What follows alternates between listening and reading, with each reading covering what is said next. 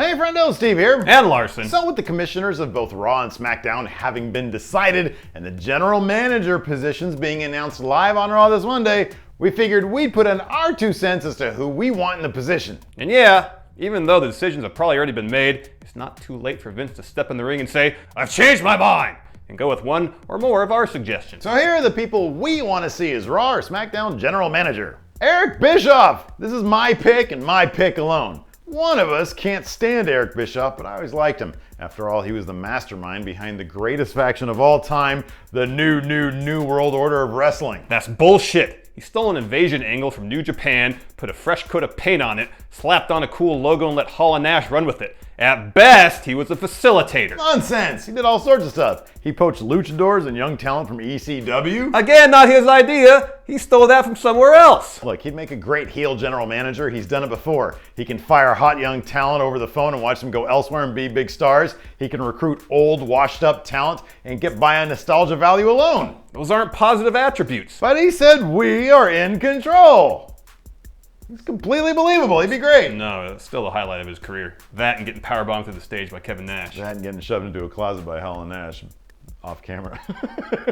HBK! If he can pry himself away from hunting things and animals, Shawn Michaels would be either the perfect fit for a face GM or, given some time, a heel GM. Especially if he's the GM on Raw, he could breathe some new life into the authority angle and help freshen up WWE's flagship show. They can make it a corporate sellout version of D-Generation X, where they focus group new twists on the old DX mantra, "Suck it," and stage HR safety meetings in the middle of the ring, instead of doing their old antics where they show off their asses and dicks. Or he could just be a face GM and be cool and super kick people. That'd probably be better, to be honest with you. Nobody really wants to see HR safety meetings. What's a more family-friendly way of saying suck it? I'd prefer if you didn't. I'd prefer if you didn't. No thank you? No thank you. That's it. No thank you. No thank you, yes. No thank you. Well, I don't think you could do that gesture either. No thank you. There you go. Because this is, yeah. Even though like now that he's a Christian, he does it up here.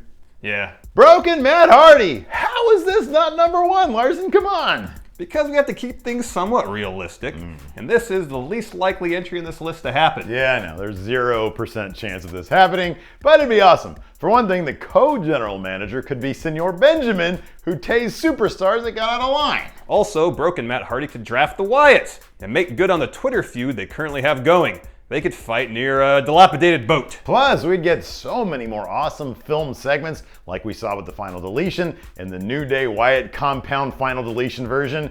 Probably more importantly though, it would signal the return to the WWE of Brother Nero himself, Jeff Hardy. We need to stop talking about this. It's getting my hopes up too high.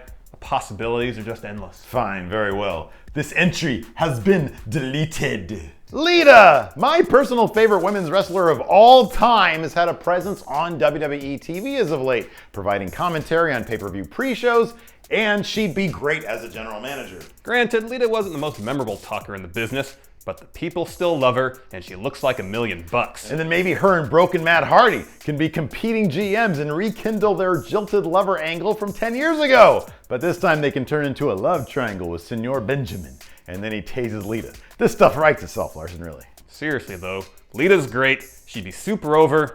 This could work. No, Lita has been deleted. Let me ask you something. Do you think Lita watched the Final Deletion and thought to herself, why did I ever give up this guy? Why did I leave this guy for Edge? It probably reaffirmed her decision. You think so? You think she watched it and was like, I probably made the right choice here. No, I definitely made the right choice here. Yeah, that's right. Booker T! Again, Booker T has been doing great work on the pre-shows, but he's also a successful owner of his own wrestling promotion, Reality of Wrestling. So he has the credentials to be a legitimate authority figure on one of the brands, plus, who doesn't want to see a weekly spinneroonie from their favorite general manager? Better yet, it's been forever since I've seen his brother Stevie Ray. Why not make him the deputy general manager? He'd just go around slapjacking people. Yeah. Hey, What? What's your favorite Booker T moment? The grocery store fight between him and Steve Austin. Yeah, that was good. I always was a huge fan of his Best of 7 series against Chris Benoit. Well, yeah, that's actual wrestling. For me, it was all the other stuff that Booker T. He was a great wrestler. It was all the other stuff, though. Like at Judgment Day 2002, we got to see his asshole. Yeah, that was funny when we saw his rear end. We saw his butt. Sting! So we all know Seth Rollins' corner power bomb Sting straight into early retirement. But early? He's like 1,000 years old. You should have retired back in like 2001 when Vince bought WCW. then we would have all missed out on his Joker gimmick in TNA, Larson. I did miss his Joker angle in TNA. Further proof that he should have retired in 2001. Anyways, given that a GM position doesn't require being corner powerbombed by Seth Rollins, you'd think, the man called Sting would be great as general manager. Yeah, his entire run as GM could be from up in the rafters, reminiscent of his most popular run in WCW. That's kind of weird, right? That Sting's most popular run was when he was up in the rafters for 18 months. Like, the only thing, he didn't really do anything but get Tony Schiavone excited. Oh my God, Sting's in the rafters. This has been Nitro. Robin Hood's up next. Kind of miss Robin Hood. Yeah, me too.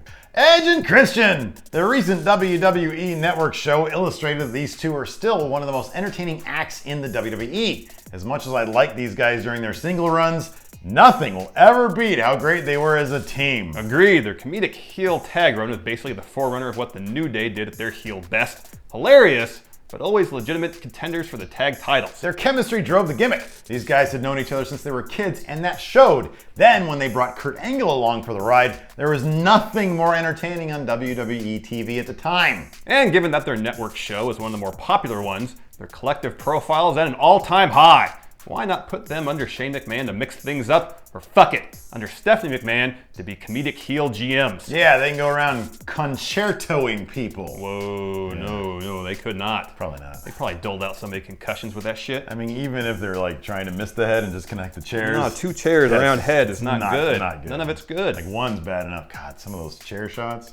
You watch ECW back in the, like, if you watch it, Kurt Angle! I know. Pairing him with American Alpha now seems like a natural fit. Because they're like someone took the best shit about Kurt Angle, de-aged it by 20 years, and then split him up into a tag team. We feel he'd be great as a GM/wrestler. Yeah. He'd be like Triple H, but with charisma and comedic chops.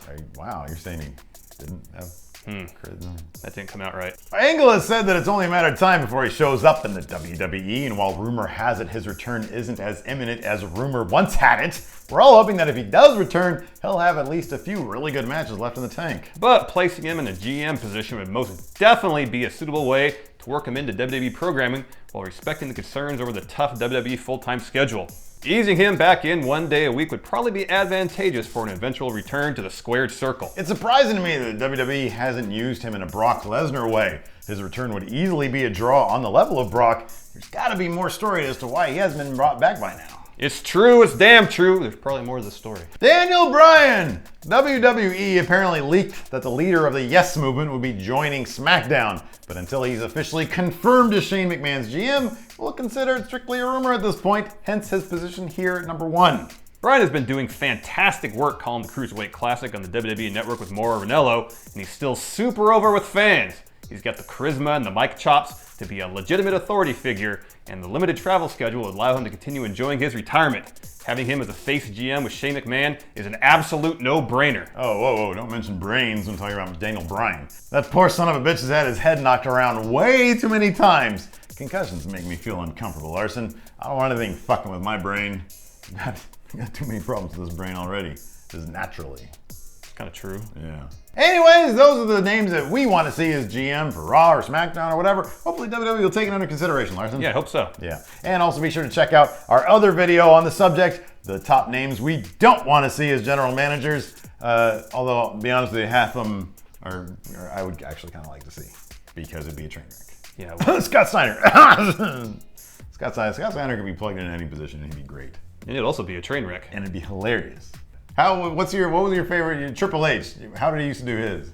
His was like really tight. He just kind of like thrust his pelvis when he did it too. That's right. Billy Gunn's was really tight. It was like jarring. Like... Nothing was worse than X-Pac doing that. Nothing was worse than X-Pac. They just do it like that. Anyways, his arms were like always way too stiff. It was a mess. I think with their cool Booker T stuff. King Booker was great across the board. Booker could take anything and turn it into $1 million. That's the great thing about him. He's one of my favorites. There are so many great Sting moments we could go to. It's true. RoboCop rescue Sting. Yeah. Beach movie with Vader and Sid Sting. Yeah. Blade Runner Sting with some guy named Jim Hellwig. And of course, Joker Sting. Wolfpack Sting. Oh, the weird greasy red paint on it. This looks like somebody slapped a bunch of Vaseline and red dye on his face. We didn't mention Surfer Sting. That was one of my favorite too. Sting playing bass with Sting. Yeah, weird in-between Sting when he had sort of longish brown hair, but he wasn't quite the Crow yet. And he saw the fluorescent gear. Yeah, that was weird. Steve Borden at airport hanging out with Undertaker Sting. Yeah.